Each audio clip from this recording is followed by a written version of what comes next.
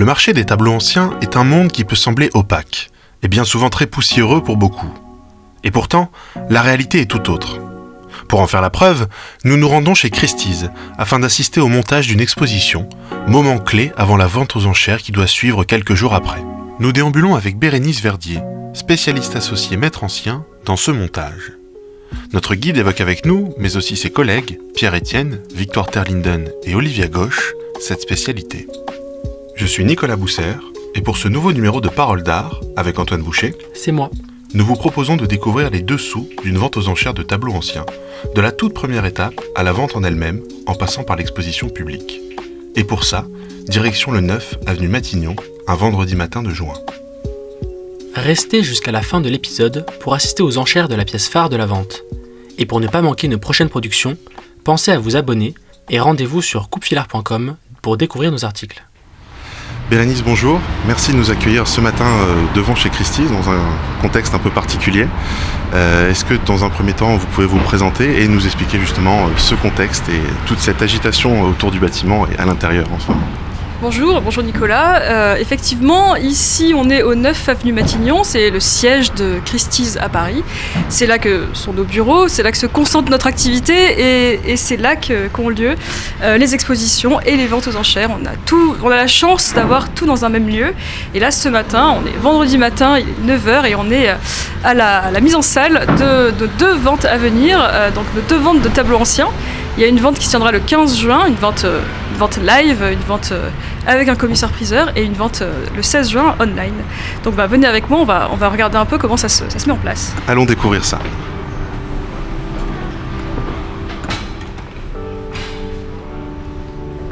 Notre exposition est à l'étage. On a réuni une cinquantaine d'œuvres dans la vente live, dans la vente avec un commissaire-priseur qui tapera le marteau. Et on a réuni 81 lots dans la vente online. Donc on va faire un petit tour et je vais vous présenter quelques-unes des œuvres et puis le reste de l'équipe qui a travaillé à cette vente.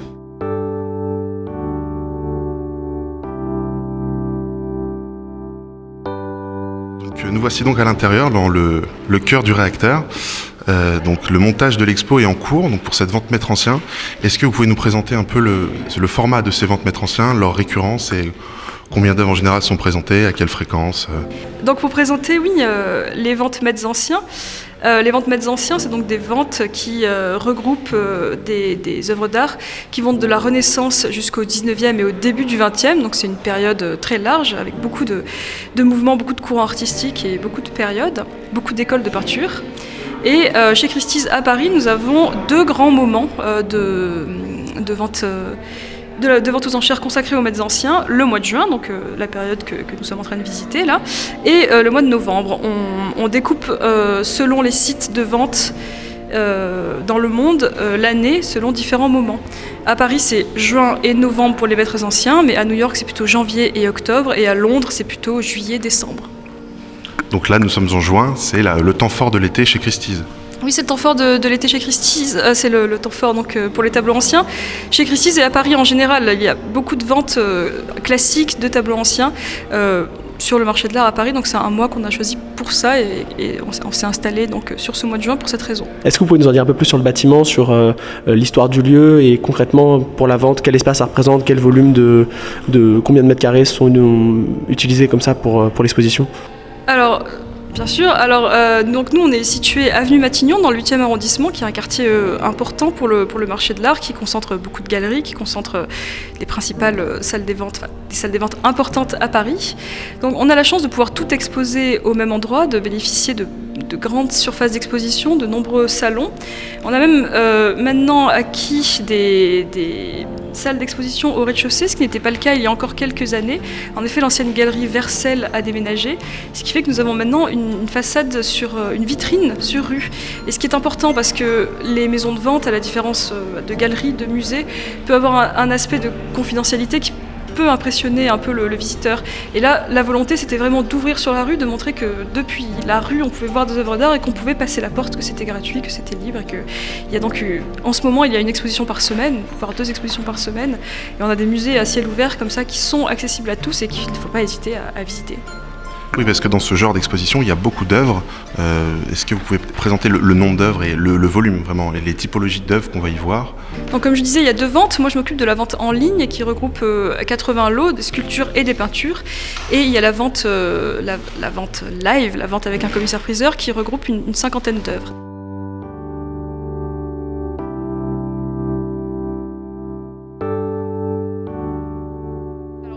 Le directeur du département, directeur international du département chez Christie's, pour les tableaux anciens, Pierre-Étienne, qui peut évoquer peut-être les différentes tendances, en tout cas qu'il ressent dans le tableau ancien, dans le marché du tableau ancien. Bonjour Pierre. Bonjour. Donc effectivement, peut-être pour évoquer plus précisément le marché des tableaux anciens, dans un premier temps, est-ce que c'est un marché dynamique? Parce que contrairement à ce qu'on pourrait penser, on peut imaginer des choses un peu poussiéreuses, alors que pas du tout. Enfin, je pense que c'est ce que vous allez me répondre. Oui. Et donc je vous laisse la parole, c'est plus simple.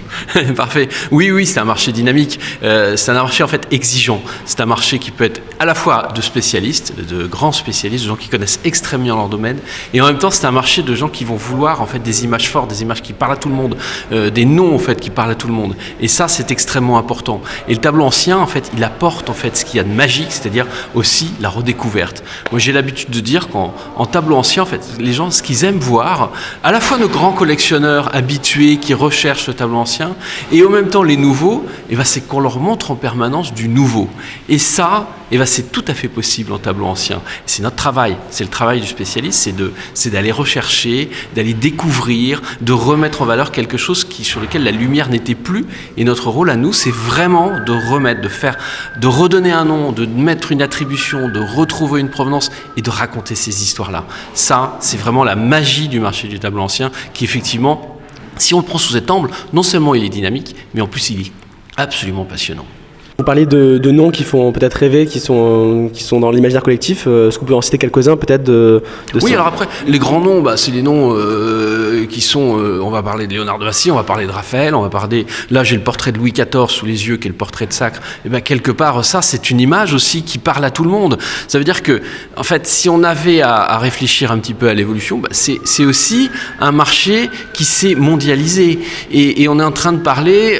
moi, quand j'ai commencé il y a 30 ans, on parlait... un public qui était essentiellement européen ou américain, mais maintenant en fait on parle à un public moyen-oriental, on parle à un public asiatique, et ces premières portes d'entrée en fait sont les grands noms évidemment, et puis après les images célèbres, la figure de la Joconde, le portrait de Louis XIV que j'ai sous les yeux, l'image typiquement 18e, et puis après en fait ces collectionneurs là, ils vont saisir cette porte d'entrée et rentrer dans un univers qu'ils vont découvrir, qu'ils vont s'approprier. À nous aussi de les accompagner, bien sûr, de leur faire découvrir des choses qu'ils ne soupçonnaient pas, et puis en fait, ils se découvrent eux-mêmes à travers une quête qui est celle du marché du tableau, et ils vont découvrir un univers avec nous, ensemble, on est là pour le faire ensemble, c'est la magie de notre métier, et les faire progresser. Oui, parce que aussi, je pense qu'au fil des époques, il y a une évolution des goûts. Les goûts changent, pas que dans le milieu des tableaux anciens, mais ça touche aussi le monde des tableaux anciens. Je pense que chaque décennie a son goût particulier. Et est-ce que vous ressentez vraiment ce changement de goût de collectionneur? Parce que vous avez commencé il y a quand même quelques années, vous n'êtes pas novice dans le milieu. Pas complètement. Pas complètement, oui. Est-ce que vous avez vraiment observé des changements de goût majeurs, très importants? Oui, il y a forcément des changements de goût. Moi, j'ai appris dans un monde à Drouot où, en fait, il y avait de multiples collectionneurs qui recherchaient des choses extrêmement pointues, parfois des tout petits artistes très peu connus, et qui vraiment, dans leur domaine, avaient, en fait, été eux-mêmes les spécialistes de leur domaine. Moi, j'avais rien à leur apprendre, et c'est eux qui m'ont tout appris, et je les en remercie encore, vraiment. Il y avait une variété. C'est vrai que cette variété de collectionneurs, de recherche, de quête, a peut-être un petit peu disparu au profit de quelque chose de plus global, de découvertes plus massives, plus évidentes, plus médiatiques quelque part aussi. On est dans le monde de l'image, on est dans le monde d'Internet, on est dans le monde d'Instagram. Il faut quelque chose qui parle vite et qui parle au plus large public. Donc ça, on peut tout à fait le toucher, mais c'est vrai que la quête est différente en fait, entre le petit collectionneur qui est dans un micro-domaine et qui va avoir sa spécialité parfaite, qui va maîtriser absolument, et le monde de l'image absolue qui parle immédiatement, évidemment, c'est deux mondes complètement différents. Et ça, c'est la généralisation d'Internet, c'est le monde d'Instagram qui ont en fait à la fois populariser en fait le marché de l'art et le marché du tableau ancien, y participe, et en même temps c'est démocratisé aussi, et en même temps c'est adressé à un public beaucoup plus large. Les salles de vente sont sorties des salles de vente quelque part aussi. On a découvert des nouveaux clients par l'intermédiaire des ventes en ligne qui cherchent des œuvres pour lesquels nous, on avait peut-être moins de clients classiques, finalement, et qui, par l'intermédiaire de ces ventes, ont retrouvé un nouveau public. Donc, c'est un monde où il faut constamment évoluer avec technologie, et puis le goût, évidemment, il a évolué, les mentalités ont évolué. Moi, je vois, par exemple, quand j'ai commencé, il y a quoi ? Trentaine d'années quand même. Le tableau de François Boucher, pour lequel on était le roi du monde quand on le possédait, c'était finalement la Vénus nue entourée de poutis aux fesses rougeoyantes et tout ça, on était très très contents. Maintenant celui-là, finalement, il est un petit peu considéré comme... pas comme ringard, mais bon, il plaît moins. Alors que maintenant, on va s'intéresser à un François Boucher plus graphique, plus intellectuel, plus inventif, peut-être se cherchant davantage, qui est une œuvre de jeunesse, et pour laquelle on va avoir un marché beaucoup plus fort. Voilà. Donc il y a plein de modes d'évolution. Les natures mortes aussi, c'est un marché qui a beaucoup évolué. On s'est concentré sur les natures mortes. Le mot noyer en fait des années 90. Qui était peut-être aussi le couronnement d'une carrière réussie, quelque chose qui montre que on a son beau tableau de fleurs au-dessus d'un beau bureau plat. Ça, c'est un modèle qui est un petit peu passé, mais maintenant on va chercher une nature morte presque caravagesque, qui parle immédiatement un portrait de nature morte, quelque chose de presque religieux en fait dans sa densité. Et voilà, ça participe de ce goût. Nous, on est à l'écoute de ça, évidemment. On essaie aussi d'imposer quelque chose, de dire ça c'est un tableau, peut-être qu'il est un peu à contre-courant, mais regardez-le. On est aussi là pour dire, nous spécialistes, arrêtez-vous.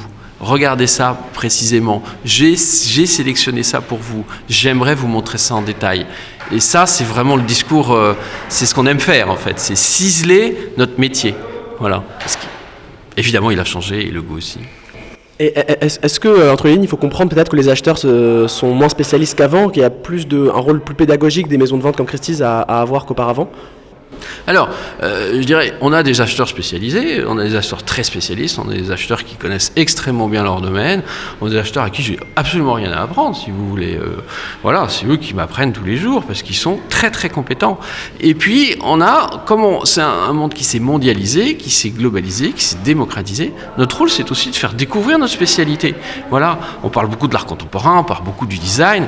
Le tableau ancien se dit, oui, finalement, ça peut paraître être un peu la barbe, mais en fait, c'est un monde merveilleux. Les gens ont un peu peur finalement du tableau ancien qui dit mais j'ai pas la culture pour le comprendre, c'est compliqué parce qu'il y a des craquelures, les attributions c'est pas toujours certain, les états de conservation on n'en parle pas. Nous on est là pour expliquer tout ça et essayer de regardons l'objet, essayons de comprendre d'abord ce qu'il a vécu, comment il a été fait. Ça aussi c'est quelque chose de absolument magique. Qu'est-ce qu'un tableau ancien finalement? Formidable, c'est à nous d'expliquer ça, le rôle de l'artisan peintre, tout cet univers. Généralement quand les gens leur découvrent que notre spécialité finalement elle se termine là où on va donner quelque chose d'incroyable à un peintre, c'est un tube de peinture, parce qu'avant il n'en avait pas. Avant la fin du XVIIIe siècle, il ne possédait pas cet instrument. Et la modernité va apporter autre chose. Nous on est encore dans l'atelier, dans l'artisan, dans celui qui prend le temps, et ça se voit, quelqu'un qui prend le temps de faire quelque chose. C'est très intéressant en tout cas, et on se rend bien compte en vous écoutant que le marché des tableaux anciens n'a d'ancien que le nom en fait. Absolument, on n'a d'ancien que le nom, et puis la découverte, la nouveauté, je vous dis, nous, notre passion c'est d'essayer de montrer tout le temps du nouveau.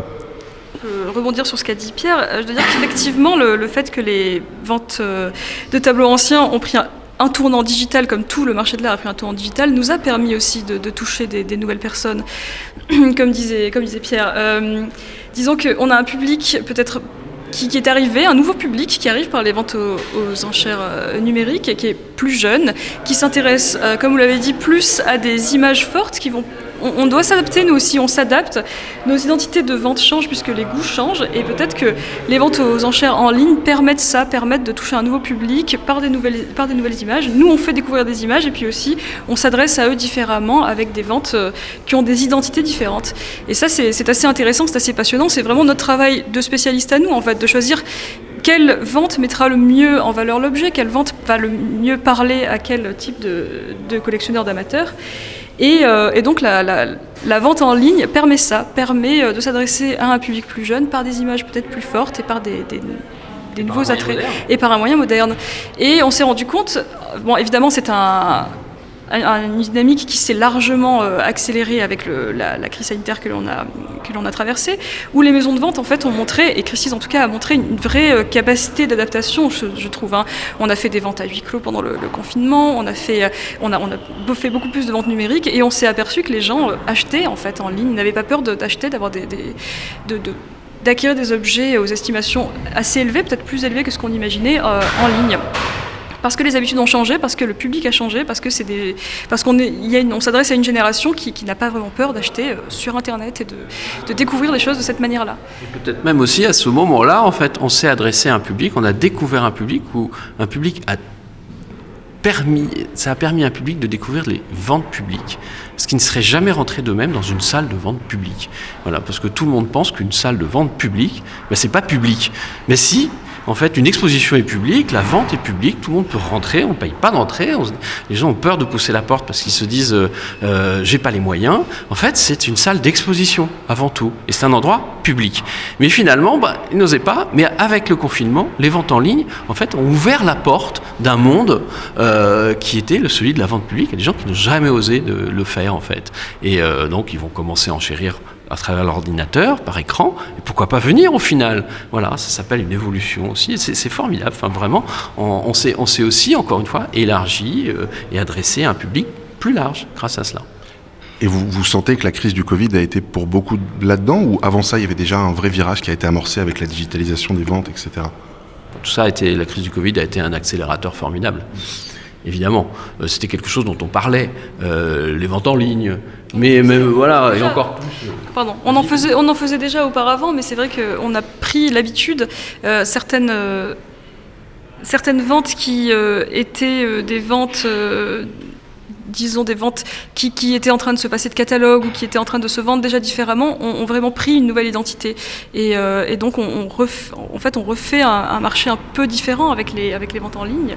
On se réouvre à quelque chose d'autre et c'est une belle manière de remettre en valeur aussi des objets et de défendre différemment des objets. Et puis on s'est mis à vraiment le faire parce que finalement on n'avait pas le choix. Parce qu'avant, on se disait, oui, on va faire des ventes en ligne, mais on a tellement l'habitude de faire des ventes physiques que ça nous barbe un peu de faire des ventes en ligne. Et puis ça nous changeait, il fallait voir les choses autrement. Là, d'un jour à l'autre, on s'est tous retrouvés à la maison, et qu'est-ce qu'on fait ? Il faut faire comme ça. Il faut faire des ventes en ligne. Donc ça a été justement le moyen radical.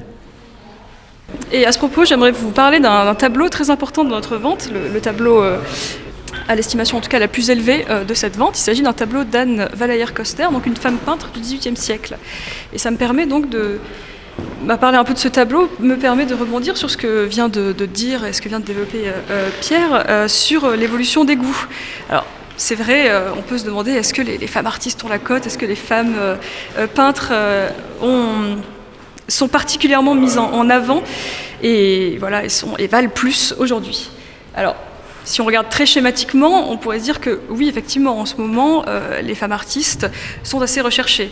Après, si on nuance un tout petit peu, c'est pas parce que vous avez un tableau réalisé par une femme artiste qui va d'un coup valoir des millions, qui va exploser son estimation haute et que vous allez avoir des batailles d'enchères de 20 minutes sur chaque femme artiste. Ça va pas être suffisant comme critère pour qu'un tableau soit très recherché, très réclamé par les collectionneurs. Il faut l'addition de plusieurs critères et simplement être une femme artiste va peut-être pas toujours suffire.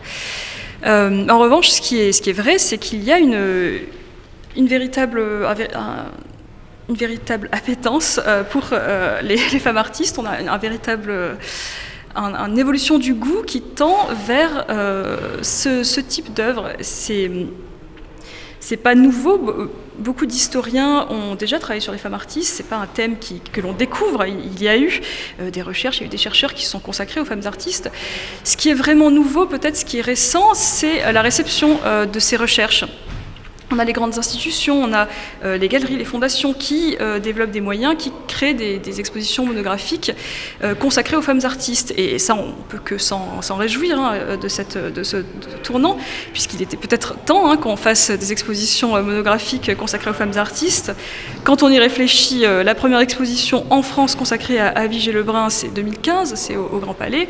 La première exposition monographique en France sur Valérie Coster, donc la femme peintre que l'on présente aujourd'hui, c'est le début des années 2000, c'est un peu plus tôt, mais c'est plus de 30 ans après l'apparition de la thèse par Marianne Roland-Michel sur Valérie Coster. Donc, en fait, c'est un travail de fond la recherche sur les femmes artistes, qui trouve un peu sa réception et sa matérialisation aujourd'hui. Alors, c'est vrai que peut-être des femmes qui étaient des artistes, qui s'avèrent être des femmes, qui étaient moins recherchées auparavant, le sont plus aujourd'hui. Mais ce qui va vraiment faire la différence, c'est la rareté de l'œuvre, le côté spectaculaire de l'œuvre, la provenance de l'œuvre, l'état de conservation de l'œuvre. Tous ces critères-là ne s'annulent pas et au contraire s'additionnent entre eux. Et pour le tableau de Valérie Coster que l'on a dans la vente aujourd'hui, c'est vraiment un tableau qu'on est très très heureux de défendre, puisqu'il possède tous ces facteurs. C'est un tableau qui était perdu depuis sa dernière vente de 1824. C'était la vente après décès du mari de Valérie Coster. Il n'avait pas ressurgi depuis. C'est un tableau qui était donc resté durant toute la vie de la peintre dans la collection de la peintre. Et c'est un tableau qui était son tableau du salon de 1783, qui n'avait jamais refait surface, qui était connu par des descriptions, mais qui n'était jamais reparu. Donc tous ces facteurs-là, évidemment. Et puis Valérie Coster, c'est donc une femme peintre exceptionnelle, une des femmes qui est entrée à l'Académie après la réouverture de l'Académie aux femmes. C'est la première femme à avoir eu un appartement au Louvre, puisque les académiciennes avaient le droit d'être logées au Louvre. C'est une femme à la carrière fantastique, et donc tous ces facteurs font que l'objet a une estimation assez élevée. Il est estimé entre 600 000 et 1 million d'euros. Et vous essayez à chaque vente de réunir des tableaux de femmes peintres au milieu des autres lots, des autres tableaux d'hommes? Oui, bien sûr. Alors nous, c'est vrai, c'est intéressant comme question, puisqu'il y a 2 ans, un peu sur le modèle de certaines expositions, comme il y avait eu au musée du Luxembourg, femmes peintres qui étaient consacrées aux femmes peintres, un peu comme, si on veut parler des vraies pionnières de l'exercice, dans les années 70, à Baltimore, il y avait eu la première exposition consacrée aux femmes peintres, qui s'appelait Old Mistresses, donc les vieilles maîtresses en comparaison aux vieux maîtres. Donc c'était effectivement c'était plus politique comme titre, et c'était fait pour montrer que oui, il y a eu des maîtresses anciennes, et c'était pour montrer que quand on féminise un nom, il n'a plus tout à fait la même superbe, le même prestige que quand il est employé au masculin, comme les maîtres anciens. Donc nous-mêmes, on n'avait pas appelé vieille maîtresse ou ancienne maîtresse l'exposition, la vente, mais on avait fait une vente consacrée aux femmes artistes, qui était un exercice que j'avais trouvé passionnant, puisque ça permettait de montrer, déjà de montrer que les femmes artistes étaient présentes dans absolument toutes les disciplines. Disons, on avait des femmes peintres impressionnistes, des femmes peintres de tableaux anciens, on avait du design, des arts décoratifs, de l'art contemporain. On avait vraiment tous les domaines de la créativité représentés. Et puis c'était donc en même temps que cette exposition sur les femmes peintres au musée du Luxembourg.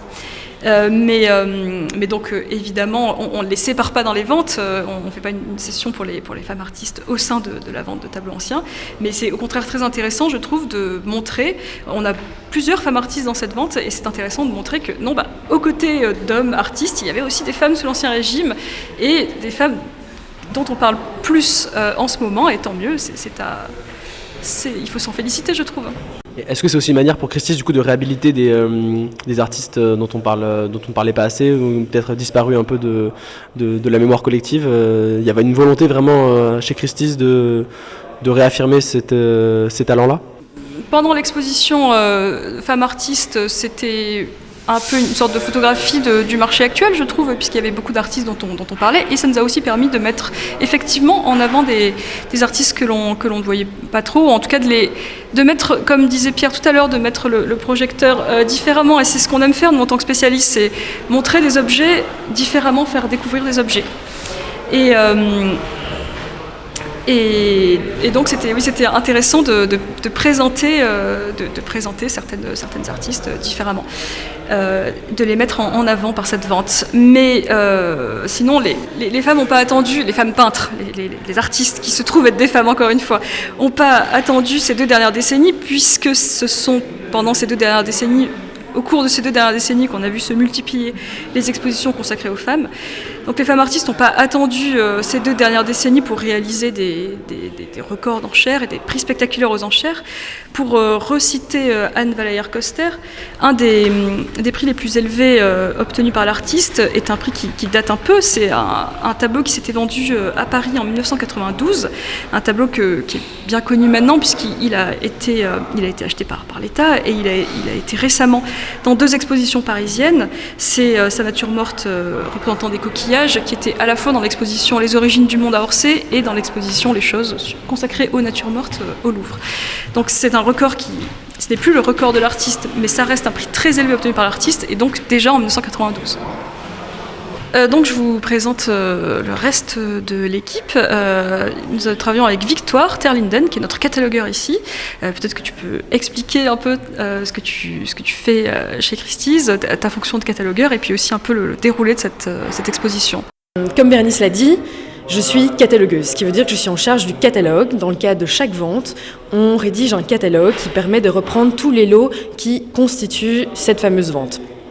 Ces lots, comme le nom l'explique, sont lotés, et pour chacun d'entre eux, on rédige une notice qui donne des informations par rapport au contexte historique, à la provenance. Donc l'utilité de ce catalogue, c'est après qu'il soit distribué au plus grand nombre, idéalement, auprès de nos clients, pour que ceux-ci puissent se faire une idée des lots inclus dans la vente. Si je comprends bien, il y a aussi une logique forcément un peu marketing derrière, de comment vous arrivez à faire comment on arrive à avoir cet art-là après de faire des lots avec tous ces paramètres-là, comment ça se fait concrètement au quotidien ? C'est un processus assez long qui commence au moment où on récupère une œuvre. Donc voilà, un client se présente chez nous avec un tableau, il nous intéresse, on lui propose une estimation sur base des recherches qu'on a déjà effectuées sur le tableau. Et puis voilà commence une succession d'étapes. La première étant le shooting de l'œuvre. On fait en sorte que notre studio prenne les photos les plus belles, les plus réalistes de nos tableaux. Et ensuite, sur base de ces photos, on travaille en interne et en externe avec des spécialistes de périodes, de mouvements, d'artistes, pour récolter un maximum d'informations sur les œuvres et ensuite rédiger cette fameuse notice de catalogue dont le but est de donner un maximum d'informations sur les différents tableaux. Donc ce processus peut durer assez longtemps, ça dépend des œuvres. Il y en a certaines qui sont beaucoup plus complexes parce que l'expertise ne fait pas toujours l'unanimité, ou bien ce sont des tableaux qui sont plus difficiles. On doit plus se pencher sur la technique, sur la provenance. Il peut y avoir évidemment aussi des problèmes de restitution. Donc ça peut être un processus assez long. Mais une fois que toutes ces recherches ont été effectuées, qu'on est d'accord sur l'attribution, sur la technique, sur le contexte historique, on peut inclure le tableau dans une vente et donc dans le catalogue et après procéder à la mise en page en tant que telle. Donc ça veut dire qu'on travaille avec des graphistes en interne. Et alors là, c'est vraiment un espèce de jeu où on dispose les tableaux par rapport au loting qui a été décidé. Et donc pour chaque tableau, on a la photo, le texte qui s'y rapporte, et il y a évidemment des informations complémentaires que les clients peuvent nous demander dans un second temps, tels que le rapport de conditions, des éléments supplémentaires, des clarifications par rapport à la provenance, au contexte, à la condition en général. Et on imagine que tout ce travail s'effectue sur un temps assez long. Enfin, la préparation d'une vente couvre plusieurs mois, j'imagine. À peu près, combien de temps environ en amont faut s'y prendre pour préparer une vente comme celle qui va avoir lieu ? Idéalement, le plus de temps possible. Après ça, on est dans l'idéal parce que d'une manière beaucoup plus concrète, parfois on est limité à quelques semaines pour faire l'ensemble des recherches, pour inclure le tableau dans le catalogue. Donc comme je vous disais, il y a certains tableaux pour lesquels on n'a pas le choix. On doit être sur des temporalités beaucoup plus longues parce qu'il y a des pas des problèmes, mais des questionnements qui peuvent émerger lors de nos recherches, donc qu'elles soient liées aux restitutions, à l'expertise du tableau. Après, pour d'autres, dont la provenance est bien claire, l'attribution n'est pas discutée, on peut tout à fait inclure un tableau dans une vente en quelques jours. C'est pas l'idéal, bien sûr, mais voilà, on fait tout, de toute façon, pour avoir les plus beaux tableaux dans chacune de nos ventes et faire le travail le plus complet et le plus efficace en amont.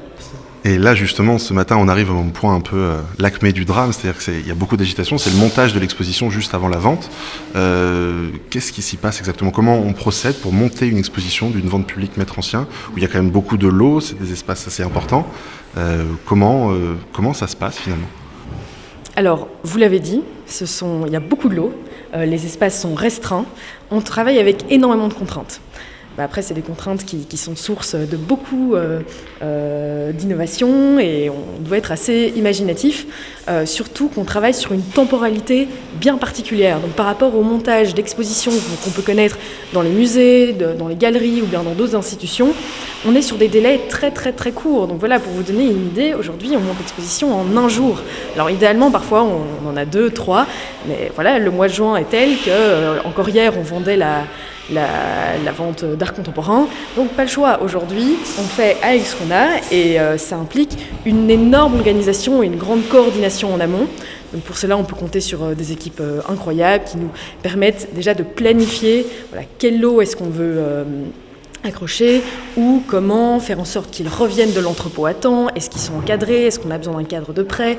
Est-ce qu'on doit repeindre certains murs pour mettre en valeur certaines œuvres? Mais évidemment, repeindre les murs, ça implique de se concerter avec les expositions qu'il y a eu avant, qu'il y aura après, pour être sûr que, par exemple, l'art africain qui nous suit n'a peut-être pas forcément envie d'un mur rouge. Donc voilà, il faut faire avec ces petites contraintes.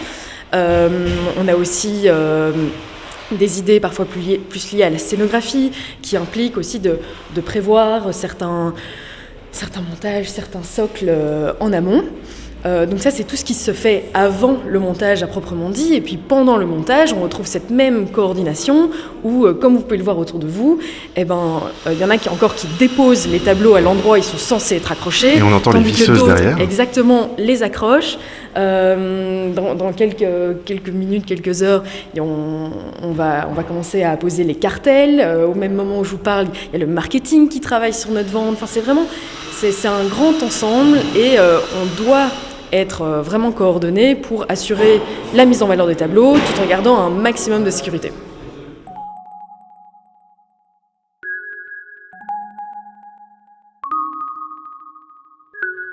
Est-ce que vous pouvez peut-être parler de la phase qui suit le montage, de l'exposition publique jusqu'à la vente? Comment ça se déroule exactement? Combien de temps ça dure? Est-ce qu'il y a des contraintes aussi liées à ça, ou c'est plus un moment de calme avant le jour J? Comme vous l'avez dit, l'exposition est publique. Donc le but pour nous, c'est d'accueillir un maximum de clients, mais aussi de curieux. On oublie souvent que ces maisons de vente sont aussi des tout petits musées et que finalement elles sont ouvertes à tout le monde. On passe un samedi, on passe un dimanche, pourquoi pas s'arrêter chez Christie's et voir des tableaux qu'on ne reverra peut-être jamais ou bien qu'on reverra peut-être un jour accrochés dans un musée. Ce sont vraiment des petits instants présents, un petit moment d'accrochage, d'exposition qui peut être partagé avec le plus de gens possible. Bon, évidemment, on est sur, de nouveau, une temporalité bien particulière, assez courte. Généralement, l'événement se déroule sur 4 à 5 jours. Cet événement est aussi ponctué de plus petits événements, c'est-à-dire on a des cocktails, des petits déjeuners, des conférences qui peuvent s'intercaler tout au long de la semaine d'exposition. Bien sûr, l'accès est gratuit, comme la vente en général, pas en général, en France toujours, l'accès est gratuit, l'accès est public et on est toujours heureux d'accueillir le plus grand monde. Et en moyenne, le public qui vient ici peut voir combien d'œuvres par vente? Combien d'œuvres sont exposées en moyenne dans une vente maître ancien? Alors, dans une vente maître ancien, on est sur plus ou moins 120 lots, ce qui est donc déjà assez conséquent. Donc dans ce cas-ci, on a un mélange de sculptures et de tableaux, voilà, mais de toute époque, pour tous les styles, pour tous les goûts et presque toutes les bourses.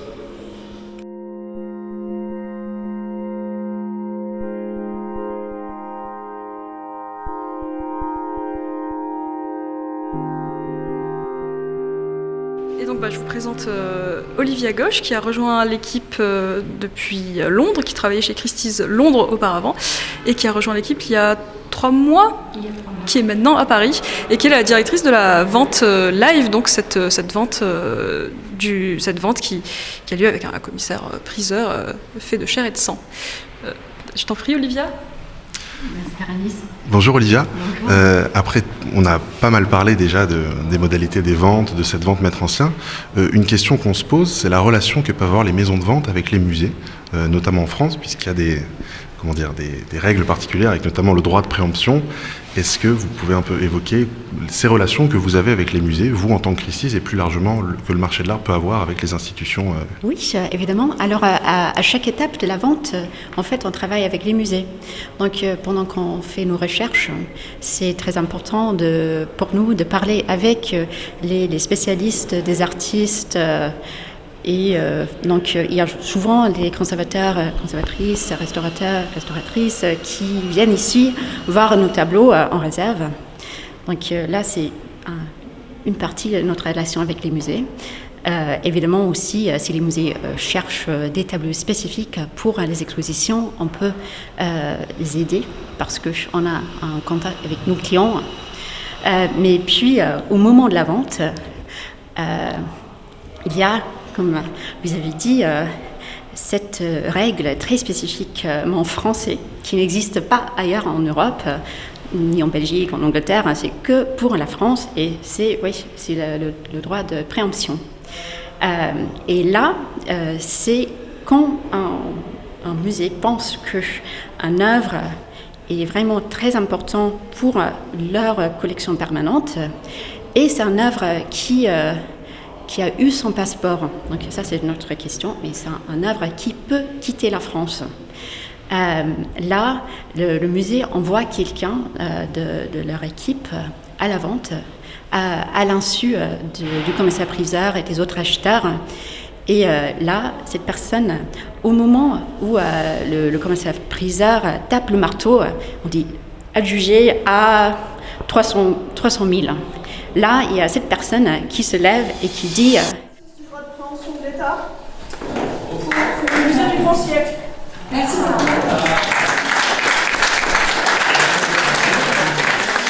Les préemptions arrivent en général assez souvent. Est-ce qu'il y en a au moins une par vente? Il y en a assez souvent quand même ou... Oui, donc par exemple, pour notre vente l'année dernière, en mars, on a eu au moins 2.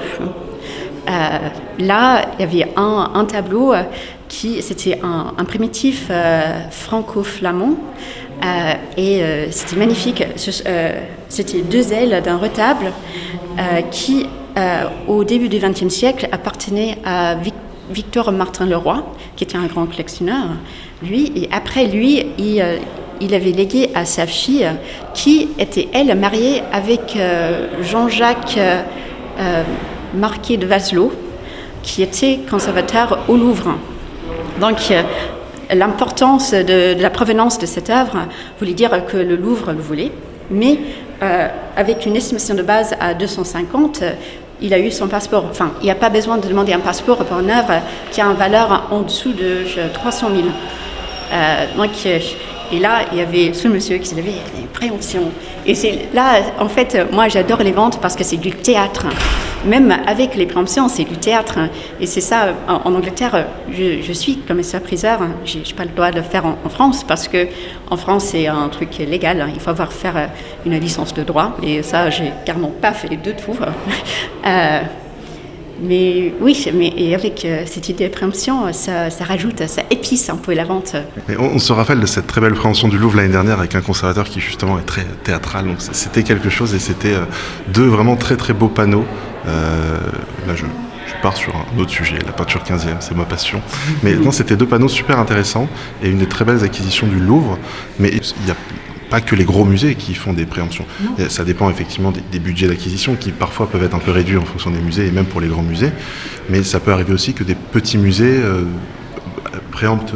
Oui, par exemple, il n'y a pas de petits musées, on ne devrait pas dire ça, ni les petits tableaux, tout ça. Mais non, évidemment, donc, par exemple, il y avait un portrait d'un chanteur d'opéra qui a été préempté par le musée de l'Opéra Garnier il y a, je crois, 5 ans, parce qu'il préparait une exposition sur l'époque et il voulait avoir le portrait dans le musée. Donc, mais ça c'est à une valeur de 16 000, quelque chose comme ça. Donc, parce que c'est important, les musées doivent avoir en tête une idée du prix, parce que, évidemment, les prix peuvent largement dépasser les estimations. Donc, si c'est le cas, c'est pas comme si le musée Lepre Garnier aurait pu donner 1 million pour un portrait pareil. Donc, les musées doivent rester quand même dans un cadre assez spécifique niveau prix. Et est-ce qu'il existe d'autres spécificités, outre le droit de préemption, je pense au classement au titre de trésor national? Alors, évidemment, il y a des spécificités des lois qui sont françaises. Mais l'idée d'un trésor national et des biens culturels existe partout en Europe. Surtout, je ne peux pas parler de l'Asie, tout ça, je ne connais pas les règles là-bas. Mais comme j'ai dit, on a parlé déjà des passeports. Donc pour nous, c'est important, si une œuvre date d'il y a plus de 50 ans et qu'il valent plus de 300 000 €, il faut demander un passeport parce qu'il est possible que ce tableau, cet objet, soit classé comme trésor national. Donc quelque chose qui est lié très étroitement avec l'histoire de la France, la culture française. Je crois qu'il y a même eu des chemises de Napoléon qui ont été bloquées. Donc c'est pas que les tableaux, il y a des objets aussi. Et donc, du coup, si l'État refuse un passeport, ça veut dire que dans un délai de 30 mois, l'État peut faire une offre d'achat et après, le propriétaire de l'objet, après, il a 3 mois de dire oui ou non. Et là, en fait, en tant que maison de vente, on peut aider l'État dans ce cas-là aussi pour définir les valeurs d'un tableau, tout ça. Mais ça, c'est quelque chose qui existe en Angleterre aussi. On a ce qu'on appelle the Arts Council. Et là, c'est exactement la même chose. On n'appelle pas un passeport, mais on demande l'équivalent du passeport. Et là, la seule différence, c'est que c'est quelque chose qui se passe après la vente. Donc ici, a priori, on devrait demander le passeport avant la vente. En Angleterre, c'est que quelqu'un peut l'acheter. Et après, c'est cette commission qui décide. Donc, je ne sais pas si vous avez entendu parler d'un grand portrait de Joshua Reynolds. C'est le portrait de Omai, qui, lui, était venu de la Pacifique du Sud, en Angleterre pendant le XVIIIe siècle, et Joshua Reynolds, qui était président de notre Académie royale, lui a peint son portrait, c'est un portrait en pied. En fait, celui-là, il y a une quinzaine d'années, a été acheté par un client privé qui voulait le faire sortir de l'Angleterre, en Irlande. Et il n'a pas eu son passeport. Donc, du coup, le portrait est resté en Angleterre pendant un délai de 15 ans. Et là, on a aidé le client à redemander son passeport et il a été refusé à nouveau. Et là, en Angleterre, ça veut dire que l'État peut acheter l'œuvre s'il arrive à avoir assez de l'argent dans un délai spécifique. Et en fait, en Angleterre, ils ont fait appel au musée de Getty à Los Angeles. Donc, c'est le Getty qui a acheté le tableau avec le National Portrait Gallery à Londres. Donc, Omai reste à Londres, mais il va faire quand même des vacances à Los Angeles de temps en temps. Merci Olivia pour ces explications. Donc nous, on termine aujourd'hui notre montage pour ouvrir demain pour quelques jours, comme Victoire l'a expliqué. Ce sont des expositions denses, concentrées, avant la vente aux enchères qui aura lieu le 15 juin. Donc, et la vente aux enchères en ligne qui, elle, se terminera le lendemain, le 16 juin. C'est toujours des ventes qui se suivent, les ventes aux enchères live donc et les ventes aux enchères online. Et nous, c'est un moment qu'on adore. De toute façon, la mise en place de l'exposition, c'est un moment qu'on apprécie particulièrement. Évidemment, c'est le moment où on voit les mois de travail, les mois de recherche d'œuvres d'art, les mois de passer à rédiger le catalogue se mettre en place et on voit tout qui s'installe de manière très éphémère, dans cette exposition éphémère. C'est des moments qui sont d'ailleurs assez émouvants souvent pour les gens qui nous confient les objets, parce que bien souvent c'est la première fois qu'ils voient leurs objets dans un autre contexte que chez eux, ou parfois ils l'avaient depuis des décennies, des générations. Donc c'est un moment qu'on privilégie et qu'on met en avant. On tient évidemment à faire honneur et à mettre en valeur ces objets que des gens ont eu la gentillesse et l'honneur de nous confier. Et donc tout ceci prendra fin le 15 juin, jour de la vente. Le matin du 15 juin, l'exposition est encore ouverte, mais après l'exposition et les tableaux vont vers un autre destin, vont changer de propriétaire. Nous, on était juste les mandataires qui ont fait cette transition de propriété. Et donc la vente qui dure entre 1 heure, 1 heure et demie, et le moment qui matérialise ce changement de propriété. C'est un moment que l'on trouve particulièrement grisant pour nous, les spécialistes. C'est le moment où les surprises peuvent se passer. C'est un moment qui, par définition, est théâtral, en fait. La vente aux enchères, c'est un spectacle. C'est un moment important, c'est un moment qui fait rêver et qui continuera de faire rêver.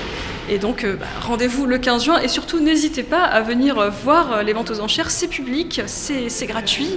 Il n'y a pas besoin on n'est pas obligé d'acheter. On peut évidemment acheter, mais on n'est pas obligé. On peut juste assister à ce moment qui permet les surprises et qui permet les découvertes et qui crée les nouvelles codes des œuvres d'art et des artistes. Peut-être une question justement sur la vente. Quelles sont les estimations les plus abordables pour une vente de maîtres anciens comme celle-ci? Est-ce qu'il y a un ordre de grandeur qui revient souvent?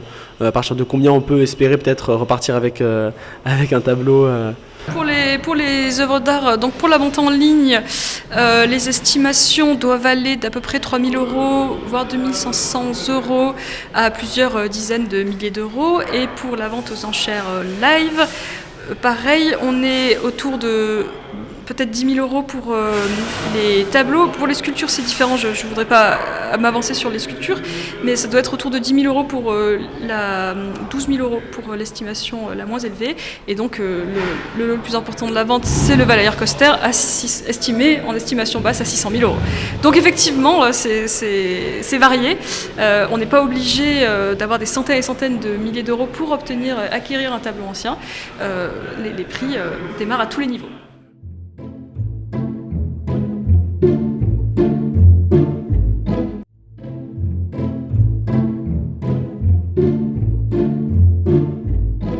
On parlait tout à l'heure de la digitalisation des ventes aux enchères, donc on sait qu'il y a des acheteurs qui sont derrière leur ordinateur, mais il y a aussi des acheteurs au téléphone. Enfin, il n'y a pas que des gens qui viennent en salle aux ventes publiques.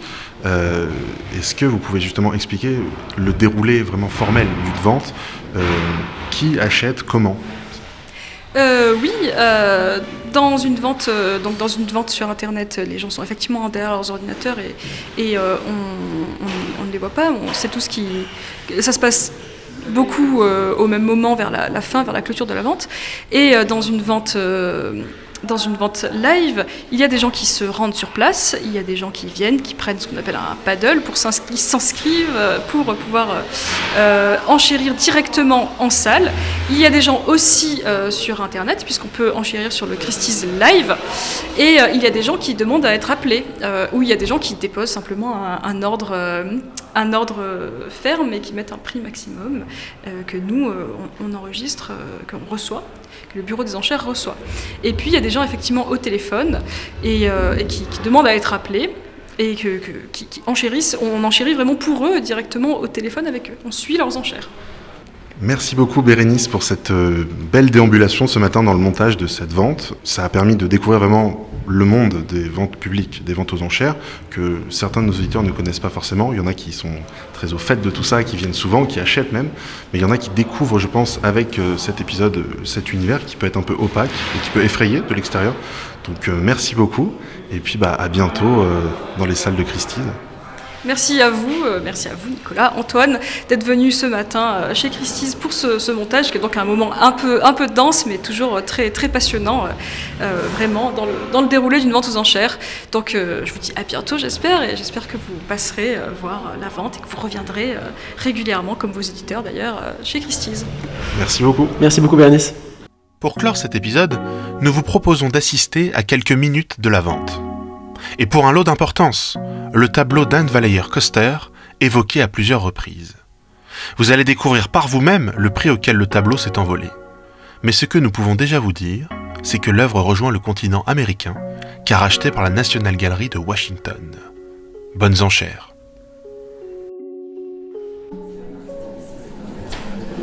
Sous le 42, je vous invite à vous retourner pour admirer cette nature morte aux vases d'albâtre remplie de fleurs, avec sur une table plusieurs espèces de fruits comme ananas, pêche et raisin, par Anne Valayer-Coster, cette femme peintre qui sera la 4e académicienne en exercice au sein de l'Académie royale de peinture et de sculpture, et tableau qu'elle conservera jusqu'à la fin de sa vie. Et nous débutons, si vous voulez bien, les enchères, allez, à 450 000 euros, à 450 000, 450 000, 480 000, ici sur ma droite avec elle. Que dit-on? À 500 000, ici sur ma gauche, à 500 000 euros nous sommes, à 500 000 sur ma gauche, toujours au téléphone, à 500 000. Que dites-vous? 550 000 maintenant avec vous online, à 550 000, l'enchère est online, plus par vous les téléphones.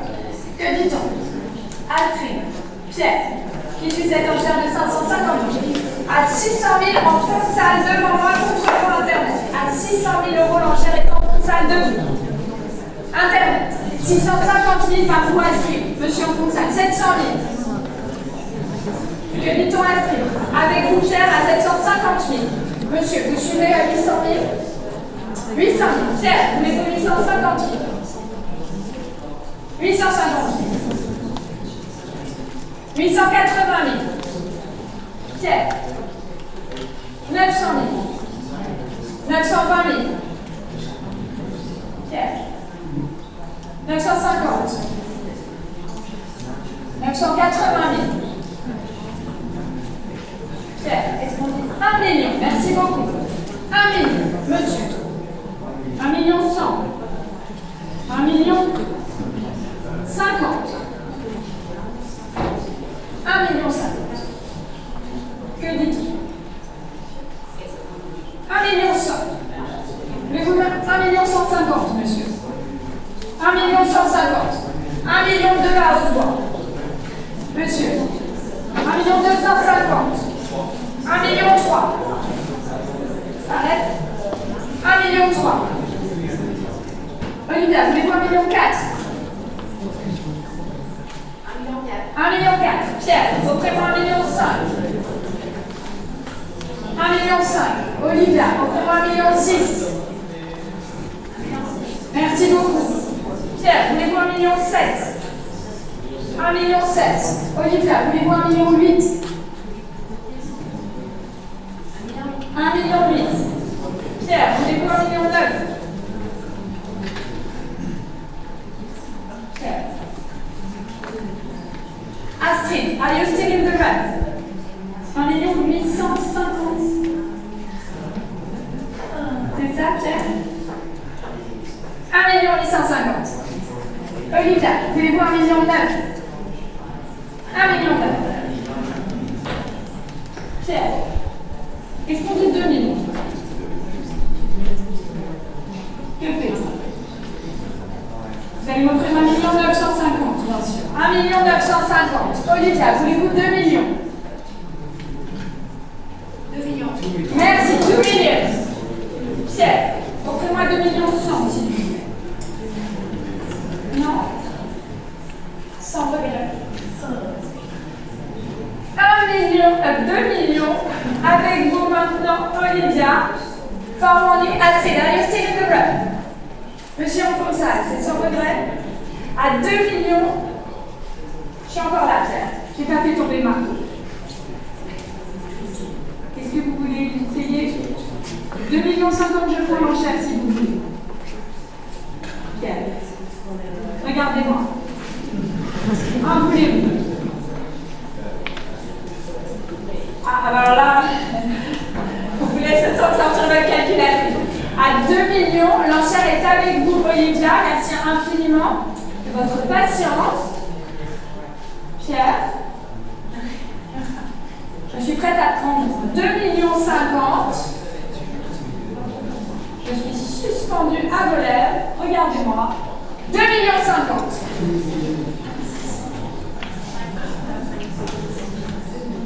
Ouais, il y a une petite erreur sur le tableau. 2,50 millions. Olivia, voulez-vous 2,1 millions? C'est 2,50 millions avec Pierre. Bien sûr, je vous attends, Olivia. La prochaine enchère fait 2,1 millions. Que faites-vous? 2,1 millions. Merci beaucoup. Pierre, je suis prêt à prendre 2,150 millions si vous voulez. Cette fois-ci, on s'arrête. 2,1 millions avec vous, Olivia. Merci de vos patience. Merci, Pierre, de vos enchères. À 2,1 millions. Attendez vos graines dans la salle. C'est bienvenu sur Internet. À 2,1 millions. Je vais t'adjuger au téléphone avec Olivia. Pierre, pas de regret. 2,1 millions. Adjugé avec Olivia.